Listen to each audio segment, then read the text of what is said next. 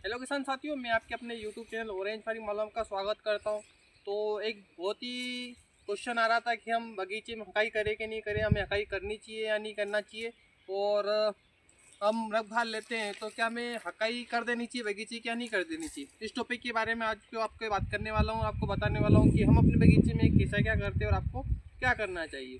तो जैसा कि स्क्रीन पर चल रहे नंबर पर आप मुझे व्हाट्सएप पे मैसेज भी कर सकते हो कोई भी जानकारी के लिए। दूसरा, हमारे व्हाट्सएप ग्रुप में जुड़ने के लिए भी आप मुझे व्हाट्सएप पे मैसेज कर सकते हो, जहाँ पर मैं संतरा से जुड़ी अपनी बागवानी फसल में जो चीज़ें मैं इस्तेमाल करता हूँ, स्प्रे करता हूँ, तो पहले मैं व्हाट्सएप पर अपडेट करता हूँ। तो चलिए अपने टॉपिक पर वापस आते हैं। तो अपना क्वेश्चन है कि संतरे के बगीचे में हकाई करना चाहिए कि नहीं करना चाहिए। पहली चीज़ ये है कि जैसा कि हमने इसमें फर्टिलाइज़र दिया था, जो पुराने सब्सक्राइबर मेरे जुड़े हुए वीडियो के माध्यम से देखते हैं, तो जैसे कि हमने फर्टिलाइज़र दिया उसके बाद हमने ऑर्गेनिक भी दिया।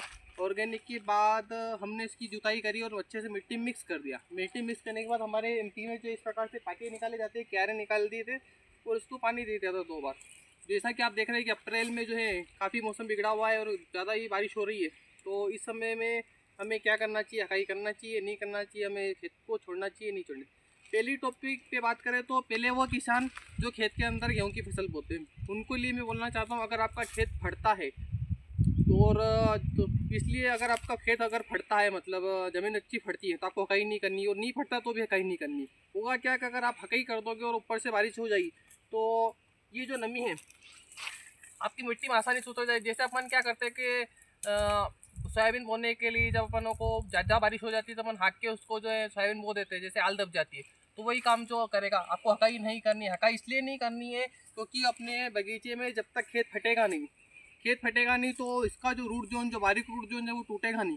जब तक वो टूटेगा नहीं तो जब तक अपने पौधे में स्ट्रेस नहीं आएगी, तो उससे बेनिफिट मिलेगा। अपना खेत फटेगा तो कि अपने वाइट रूट जोन जो रहता है पौधे को टूट जाता है, वो उससे पौधे में तान लग जाती है। तो अपन एक चीज़ ये कर सकते हैं कि आपके मई की समय में अगर ज़्यादा तान लग रही है, आपने सोचा कि देखा अपने बगीचे के अंदर कि हमारे पौधे में जो ज़्यादा तान लग रही है, तो आप उसकी कई कर सकते हो अपन। और आपका अगर तान लग रही है और आप सोच रहे हो कि नहीं, अपने अभी मई का समय चल रहा है और वो एक 15-20 दिन अपना पौधा सहन कर सकता है, तो आप कहीं नहीं भी कर सकते। क्योंकि अगर बीच में अगर बारिश हुई तो क्या होगा कि अगर हकी कर दोगे तो नमी सारी की सारी पौधे के अंदर बनी रहेगी और आपकी जो तान खत्म हो जाएगी। अगर अपन हकी नहीं करते, खेत फटा हुआ होता है, तो जितना भी जो पानी होता है वो आसानी से जो है अंदर चला जाता है और पौधे को तान नहीं टूटती है। तो जैसा कि मैं अपना बताऊँ, अपने खेत में मैं क्या करता हूँ, हम जो है इसकी हकाई बिल्कुल नहीं करते, चाहे हम इसमें इंटरक्रॉपिंग ले या नहीं ले, पर हम इसकी हकाई कभी नहीं करते। हम इसकी हकाई करते जून के समय में, जब मानसून आने वाला होता है उसके 4-5 दिन पहले इसकी हकाई करके जो भी हमें फर्टिलाइज़र दूसरे भाग का जो देना होता है वो देकर हम इसकी हकाई कर देते। अगर आप हकाई करोगे तो पौधे में अगर आपके ज़मीन के अंदर अगर नमी है तो नमी अंदर दबी दबी रहेगी और पौधे में मिट्टी में से वाष्पीकरण नहीं हो पाएगा और ज़्यादा लंबे समय तक पौधे में नमी बनी रहेगी, पौधे में तान नहीं लगेगी। पौधे के अंदर तान नहीं लगेगी तो पौधे के अंदर कार्बन नहीं बनेगा, और कार्बन नहीं बनेगा तो आपकी फ्लावरिंग नहीं होगी। इस बात का आप ध्यान रखें। तो वो आपकी मिट्टी के ऊपर भी डिपेंड करता है। ज़्यादा जो नमी वाली मिट्टी होती है, ये हकाई 2 तरीके काम करती है। एक तो अपने मिट्टी को नमी उड़ाने का भी काम करती है और नमी दबाने का भी काम करती है। तो अगर आपके पहले से ही ज़मीन में नमी और आप हकाई करोगे तो ऊपर वापस से इसमें लेयर जम जाएगी और उसकी नमी सूख नहीं पाएगी, खेत फटेगा नहीं। और जो खेत फटेगा तभी हमारे पौधे में जो अच्छी से तान लग पाएगी। और अगर हल्का फुल्का पानी भी आता है और खेत फट जाता है तो भी जो है हम अगर पानी आएगा तो आसानी से अंदर चला जाएगा, पौधे की तान नहीं टूटेगी। तो इस बात का आप ध्यान रखें। अगर आपने हकई कर दी तो एक बार उसमें पानी छोड़कर वापस से मिट्टी को जमा दे। वैसे अब सभी किसान भाइयों ने तो तान लगा दी, बस वो कन्फ्यूजन थे कि हमारे खेत के अंदर खरपतवार है, अपन हकाई करेंगे नहीं करें। पर जहाँ तक हम, जैसा मैं अपनी बागवानी में एक फसल में जो करता हूँ, मैं हकाई कभी नहीं करता हूँ, चाहे उसमें खरपतवार हो या ना हो। क्योंकि अगर हकाई कर देते तो पौधे में इतनी अच्छी से तान नहीं लग पाती है, ऐसा साइंटिस्ट भी कहते हैं। दूसरा अपना आपको अनुभव भी इतने सालों का, हम जो हम इतने लंबे समय से हम इसकी खेती करें, तो चाहे हम इसमें गेहूं की फसल बो या कुछ भी फसल बो या नहीं बोते तो भी हम इसकी हकाई नहीं करते। हम हकाई करते हैं जब इसमें मानसून आने के पहले, या 10 से 15 जून के आसपास हम इसकी हकाई करते हैं। तो हकाई करना नहीं करना वो आपका निर्णय, मेरा काम था बताने का। अगर मेरी वीडियो से अगर 10% किसानों का भी फ़ायदा पहुंचता हो तो मेरा वीडियो बनाने का उद्देश्य पूरा हो जाएगा। बस मेरा यही था कि काफ़ी किसान भाई जो है कन्फ्यूज़न थे कि हम हकाई करें या नहीं करें। तो मैं अपने बगीचे में तो नहीं करता हूँ जब तक मानसून नहीं आता है, क्योंकि हमारा खेत फटना बहुत ज़रूरी है संतरा के अंदर।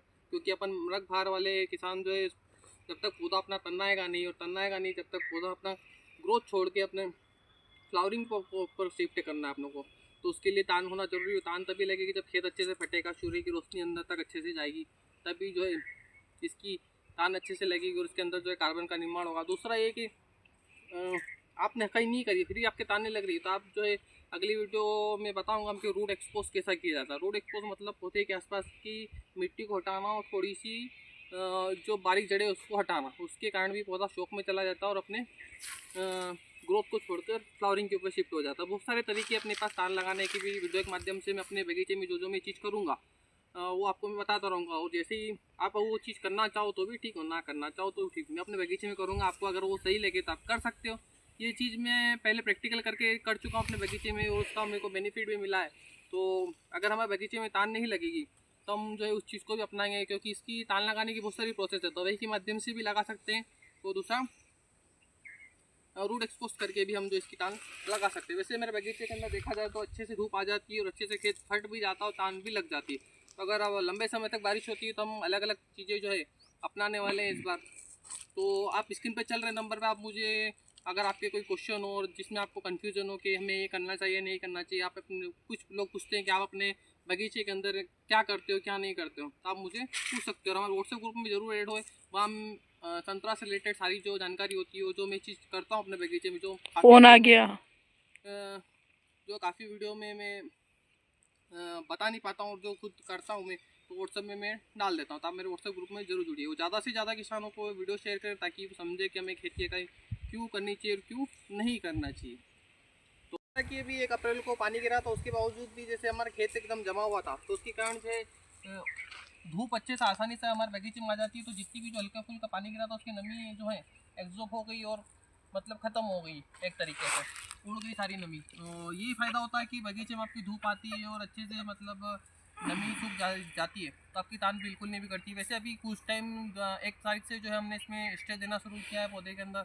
और जो है इसलिए मैं आपको बार बार बोलता हूँ कि पौधे की कैनोपी सेट करना बहुत ही ज़रूरी है, क्योंकि आपके अगर मिट्टी तक धूप नहीं आएगी तो कई फंगल इन्फेक्शन पौधे में होते हैं। दूसरा जो है पौधे में अगर आप मदद डाल लेते हैं तो तान भी अच्छे से नहीं लग पाती है। तो दूसरा हकाई ना करने का मतलब हकाई करके आपने पानी छोड़ के अपन मिट्टी जमा दी है, तो दूसरा आपने हकाई नहीं की तो उसका बेनिफिट ये मिलेगा कि आपको जो है पानी जो है आसानी से उड़ जाएगा और मिट्टी में हाल नहीं दबेगी। दूसरा एक चीज़ बता दूँ, ये आप देख सकते हैं कि यहाँ पे जो है अपना नमी नहीं है। दूसरा जैसे कि ये पाली है, इसके अंदर जो है आपको नमी देखने को मिल सकती है, क्योंकि ये पाली एक तरीके से जमी नहीं है, क्योंकि इसमें पानी अंदर अंदर है, इसमें पानी नहीं लगाता। तो ये यही बताना चाह रहा था मैं आपको कि अगर अपन जमा हुआ खेत होता है तो वहाँ पर नमी आसानी से उड़ जाती है, और जो अपना पोलर होता है वहाँ नमी आसानी से दब भी रहती है, लंबे समय तक बनी रहती है। तो आप हकीकत करोगे तो लंबे समय तक पानी गिरता है, लंबे समय तक नमी बनी रहेगी और आपका जो है खेत फटता नहीं।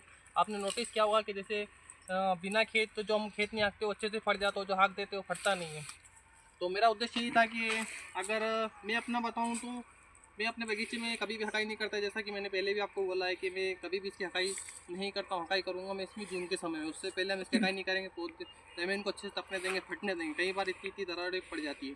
तो रूट एब्जॉर्ब 2 तरीके से होता है, अपन मैन्युअली कर सकते हैं, दूसरा प्राकृतिक अनुसार खेत जब अपना फटता है तो भी हो जाता है। वो स्टेज देने के लिए बहुत ही ज़रूरी है। तो दूसरा अगर हल्के फुल्के जो हमारे फल बचे हुए, वैसे तो कुछ नहीं बचे, मम्बे बाहर के सारे गिर चुके हैं, तो कुछ जो बचे हैं वो इसमें जब स्टेज लगेगा तो स्वतः ही गिर जाएंगे। और जैसा कि आप पौधे की कंडीशन देखो तो हल्की हल्की तान लगने जैसा मैं तो है दिख रहा है कि इसमें जो हल्का सा पिलास्पन पौधे में होना चाहिए उससे इसका वो इसमें लग चुका है, मतलब स्टार्टिंग हो चुका है। तो हमें उम्मीद है इस बार कि अच्छे से तान लगाने में हम सफल हो। बाकी पानी भी गिरता तो उसके बावजूद भी हम जो है काफ़ी चीज़ें अपनाएंगे स्टेज देने के लिए, और हम प्रैक्टिकल कर चुके हैं काफ़ी सालों से। जब अगर लंबे समय तक पानी गिरता तो हमें क्या उपाय करना चाहिए और क्या नहीं करना चाहिए, वीडियो के माध्यम से आपको ज़रूर बताऊँगा। तो वीडियो को ज़्यादा से ज़्यादा किसान भाइयों को शेयर करें, वीडियो को लाइक करें और चैनल को सब्सक्राइब करो और बेल आइकन ज़रूर दबाएं, जो कि मैं वीडियो डालूंगा तो आपको सबसे पहले आपके तक पहुंच जाएगी। तो दूसरा, अगर आपको कोई क्वेश्चन हो कटिंग से रिलेटेड वगैरह कुछ भी, तो आप मुझे व्हाट्सएप पे स्क्रीन पे चल रहे नंबर पर मुझे संपर्क कर सकते हो। धन्यवाद।